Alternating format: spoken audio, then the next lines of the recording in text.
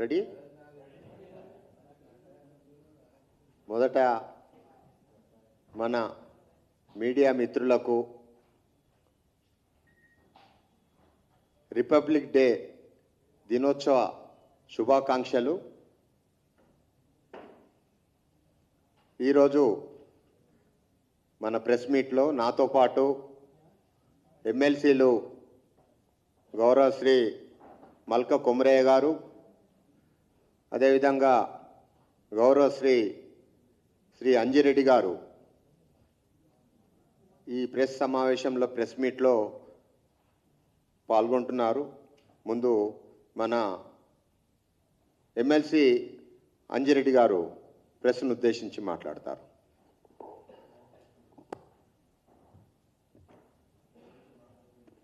Media మిత్రులకు నమస్కారం. అదేవిధంగా నాతో పాటు ప్రెస్లో అన్న మల్క కుమరాన గారికి, అదేవిధంగా జనరల్ సెక్రటరీ అశోకన్న గారికి నమస్కారం. రిటైర్మెంట్ బెనిఫిట్స్ చాలామంది ప్రభుత్వంలో గత 30 సంవత్సరాల నుండి 33 సంవత్సరాల నుండి పనిచేసి ఎక్కడున్నా సరే వాళ్ళకు రిటైర్మెంట్ బెనిఫిట్ వస్తే వాళ్ళ పిల్లలకైనా, పిల్లల పెళ్ళిళ్ళకైనా, అనారోగ్యం పాలైనా, ఇంటిపైన లోన్ తీసుకున్నాక లోన్ కట్టుకోవడానికైనా, లేదా అన్నదమ్ములుంటే ఆ రిటైర్మెంట్ అమౌంట్ వస్తే ఆ పిల్లలకి ఇచ్చి వృద్ధాప్యంలో హాయిగా పండుకునే రోజులు ఉంటాయనే ఉద్దేశంతోనే 33 సంవత్సరాలు సర్వీస్ ఇచ్చి వాళ్ళ అమౌంట్ వాళ్ళు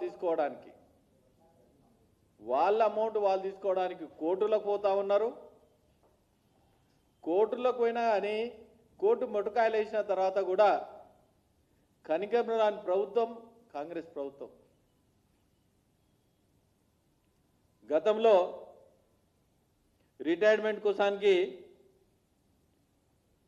ఏమన్నారంటే ఇది ప్రజాపాలన, ప్రజల పాలన, ప్రజలు ఉద్దేశించే పాలన. అరే మీకు ఇవ్వకపోతే మేము ఎవరికి ఇస్తాం అనే రకంగా మాట్లాడడం జరిగింది. మాట్లాడినప్పుడు ఇదే బట్టి విక్రమార్క ఫైనాన్స్ మినిస్టర్, ఉప ముఖ్యమంత్రి 2024 మార్చిలో వాళ్ళందరి రిటైర్మెంట్ సంఘాల అందరిని పిలిచి గత బీఆర్ఎస్ ప్రభుత్వం ఉన్నప్పుడు కాంగ్రెస్ వాళ్ళు వచ్చి అన్ని పనులు చేసుకొని, సార్ మీకు ఈ పని చేసి పెట్టినా ఆ పని చేసినా తెలిసా మీకు, మేము మీకు మాటిస్తూ ఉన్నాం. మార్చి 2024లో మార్చిలో మాట్లాడి ఏమన్నా అంటే నెలకు 700 కోట్లు మీకు రిలీజ్ చేస్తాం, మీ ఇబ్బంది కాదు, మీరు అందరు సర్వీస్ చేసినారు అన్నారు. అన్న తర్వాత ఈ కోర్టుకు పోయి మాట్లాడిన తర్వాత కోర్టులో కూడా ఏం సబ్మిట్ చేశారంటే 700 కోట్లు ప్రతి నెల ఇస్తాం, సంవత్సరం లోపల క్లియర్ చేస్తాం, సుమారు 12,000 కోట్లు ఏదైతే ఉందో 4 లక్షల మంది రిటైర్మెంట్ అయ్యారు, అన్ని విధాలుగా బెనిఫిట్స్. ఆ బెనిఫిట్స్ ఏవైతే ఉన్నాయో ఆ బెనిఫిట్స్ అన్నీ చెప్తాడు. ఇప్పుడు వివిధ రకాల ఎన్ని రకాల పేమెంట్స్ రావాలో అన్ని రకాల వైద్య ఖర్చులైనా, ఇంకా ఖర్చులైనా, అది పెన్షన్ స్కీమ్స్ అయినా, ఈ స్కీమ్స్ ఎన్ని అయితే ఉన్నాయో అవన్నీ అమౌంట్ రావాలి, గ్రాడ్యుయేటీ రావాలి, కమిటీషన్ రావాలి, జీపీఎఫ్, జీఐఎస్, లోను ఎన్కాష్మెంట్స్, బెనిఫిట్స్ రావడం లేదు, ఆరోగ్య సమస్యలు. అదేవిధంగా కేంద్రం రెగ్యులర్ డిఏ ఇస్తే ఉంటే రాష్ట్ర ప్రభుత్వము 6 డిఏలకు 1 డిఏ ఇవ్వడం జరిగింది. కొంతమందికి అయితే ఏమవుతుందంటే ప్రభుత్వం నుంచి రావాల్సిన వాళ్ళకు హక్కుగా రావాల్సిన బెనిఫిట్స్ ఏవైతే ఉన్నాయో హక్కు కాదు, ఎంత దారుణంగా చూస్తున్నారంటే అంత దారుణంగా చూస్తూ ఉన్నాం. ఆ విధంగా ప్రభుత్వాన్ని ఇది వాళ్ళు ఏంటంటే ప్రభుత్వం దయ కాదు, వాళ్ళ హక్కును నిర్వీర్యం చేస్తూ ఉన్నారు. చాలామంది ఏం చేస్తున్నారంటే కొంతమంది చనిపోవడం జరిగింది, చనిపోయిన తర్వాత రిటైర్మెంట్ అమౌంట్ పిల్లలకు ఎవరికి ఇవ్వాలి, కొడుకు బిడ్డ ఉంటుంది, ఇద్దరు కూతుర్లు ఉంటారు, ఇద్దరు కొడుకులు ఉంటారు, ముగ్గురు కొడుకులు ఉంటారు, లేకుంటే ఇద్దరు కొడుకులు ఒక కూతురు ఉంటారు. ఈ డబ్బుల కోసానికి ఒక భార్య ఉంటుంది, చనిపోయిన తర్వాత ఉన్నప్పుడన్నా వాళ్ళకు డబ్బులు పంచుదాం, ఈ పంచితే నా ఇబ్బంది పోతుంది, ఆ తల్లి ఏంటంటే ఇబ్బంది పోతుంది, ఇన్ని సంవత్సరాలు నేను మా ఆయనకు పొద్దున పోతుంటే టిఫిన్ కట్టి పంపిస్తుంటే ఎంత కర్మ వచ్చిందిరా బాబు.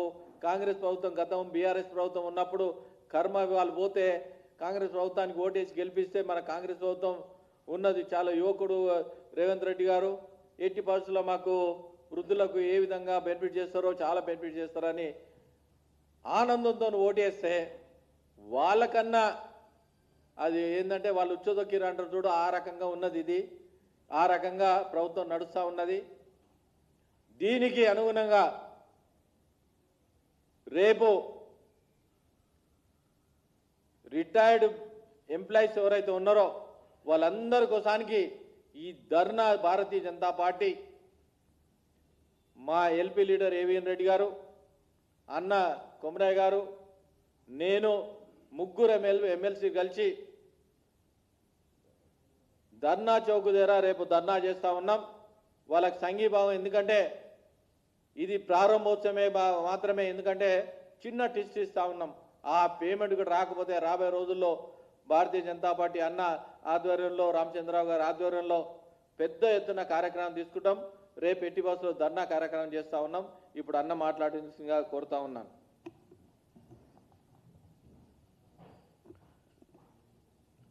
పత్రికా మిత్రులందరికీ నమస్కారం. ఇప్పుడు బీఆర్ఎస్ గవర్నమెంట్ ఉన్నప్పుడు ఈ రిటైర్డ్ ఎంప్లాయీస్ యొక్క బకాయిలు అన్ని రకాలుగా పెండింగ్ పడ్డాయి. తర్వాత ఈ కాంగ్రెస్ గవర్నమెంటు ఎలక్షన్ ముందు వాళ్ళందరికీ వాళ్ళు ఎప్పుడైతే స్ట్రైకులు చేస్తున్నప్పుడు పోయి, లేకుంటే వేరే ప్రతి మీటింగ్లలో వరంగల్ సభలో అన్నిట్లో వాళ్ళు ఏం చెప్పారంటే, మేము పవర్లకు రాగానే మీ సమస్యలు, రిటైర్డ్ అయిన ఎంప్లాయీస్ సమస్యలు, అలా స్పెషల్గా టీచర్స్ అన్నీ మేము సార్ట్అవుట్ చేస్తాము, మీకు ఇమ్మీడియట్గా సెటిల్ చేస్తామని చెప్పారు. గవర్నమెంట్ వచ్చి కూడా ఇప్పుడు 2 సంవత్సరాలు అయిపోయింది. ఇంతవరకు కూడా ఈ బకాయిలు అట్లే పెండింగ్ అనేది. డిఏలు కానీ ఇంతవరకు పిఆర్సీ వేయలేదు. తర్వాత మోస్ట్ అన్ఫార్చునేట్ ఏంటంటే వాళ్ళ సొంత డబ్బులు గవర్నమెంట్ దగ్గర సేవ్ చేసుకునేది. ఎందుకంటే రిటైర్మెంట్ కాగానే ఆ డబ్బులతోని వాళ్ళు కొన్ని ప్లానింగ్ చేసుకుంటారు. పిల్లల మ్యారేజ్ కానీ, లేకుంటే వాళ్ళకు ఒక హౌస్ కొనుక్కోవడం కానీ, ఫ్లాట్ కొనుక్కోవడం కానీ, లేకుంటే హౌస్ కట్టుకోవాలి ఉండాలనేది ఉంటుంది. లేకుంటే వాళ్ళ పిల్లల ఎడ్యుకేషన్కు లోన్ తీసుకుంటారు, ఈఎంఐలు కట్టాలి. ఈఎంఐలు కట్టి వాళ్ళు చెక్కులు ఇచ్చి ఉంటారు. మాకు ఏంటంటే రిటైర్మెంట్ రాగానే డబ్బులు వస్తాయి, దాంతో మేము లోన్ రిపే చేసుకోవచ్చు, లేకుంటే అవి. అయితే ఇప్పుడు గవర్నమెంట్ ఏం చేస్తుంది, ఒకసారి ఇవ్వాల్సిన డబ్బులను ఇన్స్టాల్మెంట్గా అది ఒక 1 year, 2 years, 3 years, దానికి కూడా ఒక కరెక్ట్గా పాలసీ లేకుండా, అంటే 1 year ఇస్తా అంటే కరెక్ట్ 1 year ప్రకారం వాళ్ళు రీషెడ్యూల్ చేసుకోవచ్చు, రీప్లాన్ చేసుకోవచ్చు, వాళ్ళ ఇన్వెస్ట్మెంట్ ప్లాన్ కానీ, వాళ్ళ రిటైర్మెంట్ వాళ్ళ ప్లానింగ్ ప్రకారం. కాబట్టి అది ఎప్పుడు వస్తాయో తెలియకుండా అన్సర్టనిటీ ప్లస్ ఇది కాకుండా కూడా రిటైర్మెంట్ బెనిఫిట్ ఒక ఇష్యూ. తర్వాత హెల్త్ ఇష్యూలో వాళ్ళకి 2 lakhs రిటైర్డ్ కాగానే హెల్త్ బెనిఫిట్ అది ఇచ్చేది ఉండే. అంటే ఏది ప్రాబ్లం ఉన్నప్పుడు 2 lakhs, దాని 2 lakhs 1 lakh తగ్గించారు. ఆ 1 lakh కూడా అది కూడా టైంలో ఇవ్వట్లేదు. అంటే అన్ని రకాలుగా, అంటే సొంతం దాచుకున్న పనులు కానీ, గ్రాట్యుటీ కానీ, పిఎఫ్ కానీ, తర్వాత మన pension, old pension, new pension, వాళ్ళకి కూడా ఆ డబ్బులు టైంలో ఇవ్వకుండా చేస్తూ ఉన్నారు. తర్వాత 4-5 మీటింగ్లు పెట్టారు, కమిటీని వేశారు, కమిటీ సజెస్ట్ చేసింది. ఇప్పుడు ఇంతకుముందు చెప్పినట్టుగా ఎవ్రీ మంత్ మేము 700 crores ఇస్తామని చెప్పారు. అది కూడా ఒక మంత్ ఇచ్చి మళ్ళీ ఒక మంత్ ఆపేశారు. కాబట్టి రిటైర్డ్ బెనిఫిట్ అయిన ఎంప్లాయీస్ కొంతమంది ఏమవుతుంది, ఈ ప్రాబ్లమ్స్ ఎక్కువ అక్యూములేట్ అయ్యి కొంతమంది చనిపోయారు కూడా ఎంప్లాయీస్. అంటే వాళ్ళు ఒక 30-40 years గవర్నమెంట్ సర్వీస్ చేసి తర్వాత వాళ్ళ ఓన్ ఫండ్స్ వాళ్ళకు, అంటే లీగల్గా వాళ్ళకు వచ్చే డబ్బులను కూడా వాళ్ళకు టైంలో ఇవ్వకుండా గవర్నమెంట్ ఈ విధంగా సతాయించడం ఎక్కడ లేదు. ఎక్కడైతే ఇప్పుడు గవర్నమెంట్ ఆఫ్ ఇండియా, మన మోడీ గారి ప్రభుత్వం, బీజేపీ గవర్నమెంట్ ఉన్న స్టేట్లు అన్నింటిలో కూడా ఇటువంటి పరిస్థితి ఎక్కడ లేదు. అంటే స్టేట్ గవర్నమెంట్ తరఫున కానీ బీజేపీ రూల్డ్ స్టేట్స్లో లేకుంటే గవర్నమెంట్ ఆఫ్ ఇండియాలో కానీ టైంలో పిఆర్సీ వస్తుంది, డిఏలు టైంలో వస్తున్నాయి, తర్వాత హెల్త్ ఇన్సూరెన్స్ ఉంది, ప్రతిదీ ఒకటి కూడా టైంలో వస్తుంది. ఓన్లీ అన్ఫార్చునేట్గా మన స్టేట్లో, అందులో తెలంగాణ స్టేట్లోనే ఈ ప్రాబ్లమ్స్ ఉన్నాయి. కాబట్టి గవర్నమెంట్ దగ్గర గవర్నమెంట్కి ఇంట్రెస్ట్ ఉండి పే చేయాలనుకుంటే ఇది అంత పెద్ద ఇష్యూ కాదు. ఎందుకంటే compare to other payments, like ఇప్పుడు వేరే కాంట్రాక్ట్ కానీ కన్స్ట్రక్షన్ పేమెంట్స్ లేకుంటే అదర్ పేమెంట్స్ కంపేర్ చేస్తే ఈ రిటైర్డ్ అయిన ఎంప్లాయీస్ ఈ ఫండ్స్ చాలా తక్కువ. అంటే గవర్నమెంట్ ఫోకస్గా చేసి డబ్బులు ఇవ్వాలంటే వాళ్ళు ఇవ్వచ్చు. కాబట్టి దాని కొరకు ఈ రిటైర్డ్ అయిన ఎంప్లాయీస్ అందరికీ, ఈ రిటైర్డ్ అయిన ఎంప్లాయీస్ ఒక స్టేట్ లెవెల్ ఒక యూనియన్ ఫామ్ చేసుకున్నారు. వాళ్ళు డిస్ట్రిక్ట్ లెవెల్లో కూడా ఒక యూనియన్ ఒక ఫామ్ అయ్యి వాళ్ళు రెగ్యులర్గా రిప్రజెంట్ చేసి రెగ్యులర్గా ఫైట్ చేస్తున్నారు. అంటే ఇది వాళ్ళ డబ్బులు వాళ్ళు ఎలిజిబుల్ లీగల్గా వచ్చే డబ్బులు కూడా రానికి కూడా ఒక యూనియన్ లాగా ఫామ్ చేసి కొట్లాడే పరిస్థితి వచ్చింది. కాబట్టి మన బీజేపీ తరఫున, పార్టీ తరఫున, తర్వాత మేము ఎమ్మెల్సీలు, మా ఎమ్మెల్యేలు, ఎంపీలు, తర్వాత పార్టీ ప్రెసిడెంట్ గారు, తర్వాత ఆఫీస్ బేర్స్ అందరూ కూడా దీనికి మేము సపోర్ట్ చేస్తూ ఉన్నాము. అందులో మీ ఎమ్మెల్సీలను కూడా మేము ముందుండి దీన్ని ముందుకు తీసుకెళ్ళి ఈ గవర్నమెంట్ ఎంప్లాయీస్ రిటైర్డ్ అయిన వాళ్ళందరి లీగల్గా వచ్చే డబ్బులు వచ్చే వరకు మేము దీన్ని కంటిన్యూ చేస్తాము. అవసరమైతే కౌన్సిల్లో కూడా మాట్లాడతాము, అసెంబ్లీలో కూడా ఈ ఇష్యూను లేపుతాం. అయితే ఇది కంప్లీట్ అయిన ఇంతవరకు కూడా మాట్లాడిన దాన్ని కూడా దానికి లాస్ట్ సెషన్లో కూడా అడిగాము, క్వశ్చన్ అవర్లో కూడా రేజ్ చేసాము, తర్వాత అసెంబ్లీలో కూడా రేజ్ చేశారు. కాబట్టి ఈ ఇష్యూ సార్ట్ అయ్యే వరకు మేము కంప్లీట్గా వాళ్ళతో సింపతిగా ఉండి మేము కంప్లీట్ స్ట్రైక్ చేస్తాము. పార్టీ కూడా సపోర్ట్ ఉంటుంది. కాబట్టి మా మీడియా మిత్రులందరికీ కూడా రిక్వెస్ట్ చేసేది ఏంటంటే ఇది ఒక జెన్యూన్ కాజ్ కాబట్టి మీరందరూ కూడా దీన్ని ఎక్కువ ప్రచారం చేసి రేపు ఏదైతే ఈ ధర్నా చౌక్లో ఈ మా ధర్నా ఉందో దీనికి సపోర్ట్గా మీరు మంచి కవరేజ్ ఇచ్చి రేపు కూడా మీరు అందరూ అక్కడికి వచ్చి దీన్ని మంచి కవర్ చేసి సక్సెస్ చేయాలని కోరుతున్నాను.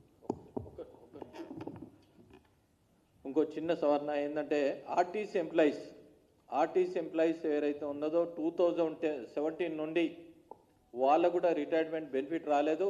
వాళ్ళ తరఫు నుండి సేమ్ చేస్తూ ఉన్నాం. ఎందుకంటే ఆర్టీసీ వాళ్ళు ఫ్రీ బస్ అని ఇంతవరకు గవర్నమెంట్ వాళ్ళకి డబ్బులు ఇవ్వక ఎంప్లాయీస్ ఎవరైతే ఉన్నారో, రిటైర్డ్ అయిన ఎంప్లాయీస్ ఉన్నారో వాళ్ళకు కూడా రిటైర్మెంట్ బెనిఫిట్ రాలేదు. చాలా అమౌంట్ రాలేదు వాళ్ళకు 2017 నుండి. అంటే ఇప్పటి వరకు 9 సంవత్సరాల నుండి వాళ్ళకి డబ్బులు రాలేవు. చాలామంది ఎన్నో మంది వేల మంది రిటైర్ అయ్యారు. వాళ్ళకు కూడా సపరేట్గా నేను తెలియజేసి డిమాండ్ చేస్తున్నాం భారతీయ జనతా పార్టీ తరఫు నుండి. వాళ్ళకి ఏదైతే రిటైర్మెంట్ బెనిఫిట్ ఉందో కార్పొరేషన్ తరఫున ఇమ్మీడియట్లీ మీరు డబ్బులు ఏదైతే ఉందో డబ్బులు ఇచ్చి వాళ్ళకి ఇవ్వాలని కూడా భారతీయ జనతా పార్టీ డిమాండ్ చేసి రేపు ధర్నాలో కూడా వాళ్ళు కూడా పాల్గొంటారని తెలియజేస్తున్నాను. భారతీయ జనతా పార్టీ ఆధ్వర్యంలో రేపు చలో ధర్నా చౌక్ ఇందిరా పార్క్ వద్ద ఎమ్మెల్సీల ఆధ్వర్యంలో జరగబో ధర్నా కార్యక్రమంలో మీడియా మిత్రులు, అదేవిధంగా పార్టీ ముఖ్యమైన నాయకులు కూడా పాల్గొంటారు. మీడియా మిత్రులకు కూడా మరొకసారి వేదిక ద్వారా ఆహ్వానం తెలియజేస్తూ ఆ కార్యక్రమంలో పాల్గొనాలని ఈరోజు మీడియా మిత్రులందరికీ కూడా మరొకసారి ధన్యవాదాలు తెలియజేస్తున్నాం.